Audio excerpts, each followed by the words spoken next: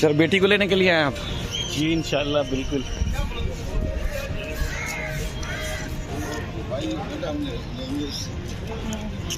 अस्सलाम वालेकुम।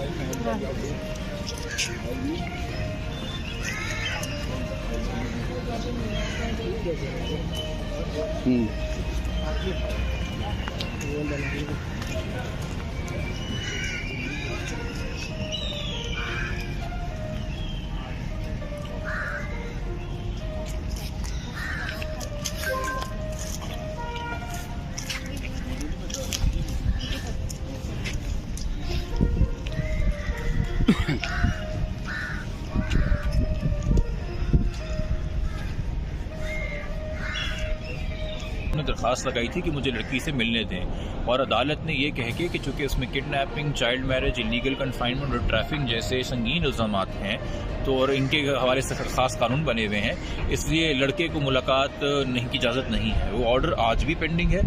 बेशक मजीद हाई कोर्ट ने कोई डायरेक्शन इस हवाले से पास ना किया हो, मगर उस ऑर्डर की तो वायलेशन हो जाएगी अगर आप कोर्ट प्रेमिसेस इस्तेमाल करते हुए पुलिस अपनी तहवील में लड़के की या किसी भी को अक्यूज की लड़के को खानदान वाला उससे मुलाकात कराती है। तो मैंने तो आपसे एक फेयर बात की ना कि कल मेरा भी अपने क्लाइंट्स को यही एडवाइस और मशवरा है कि हम भी बच्ची को अप्रोच नहीं करेंगे बात करने के लिए।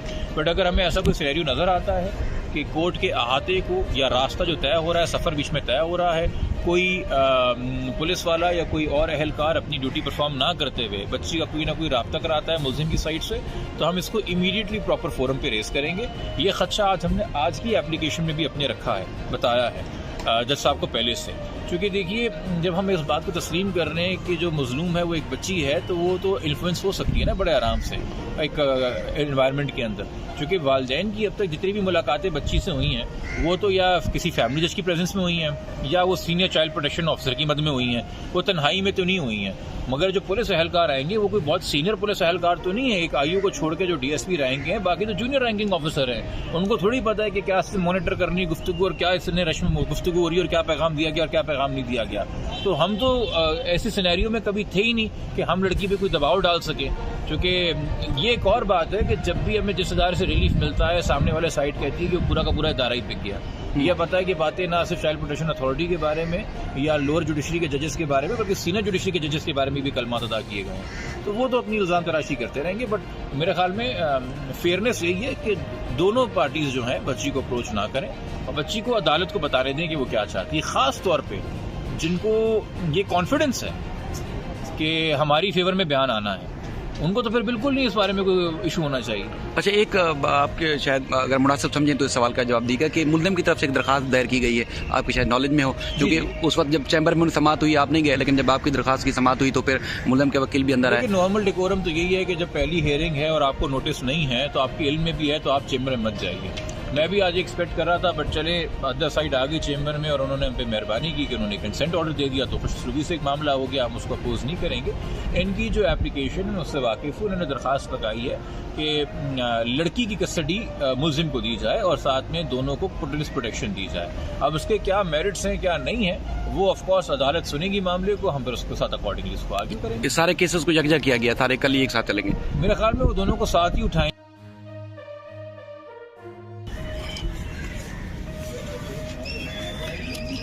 सर बेटी को लेने के लिए आए आप?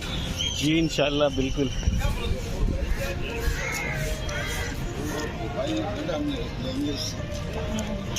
अस्सलाम वालेकुम।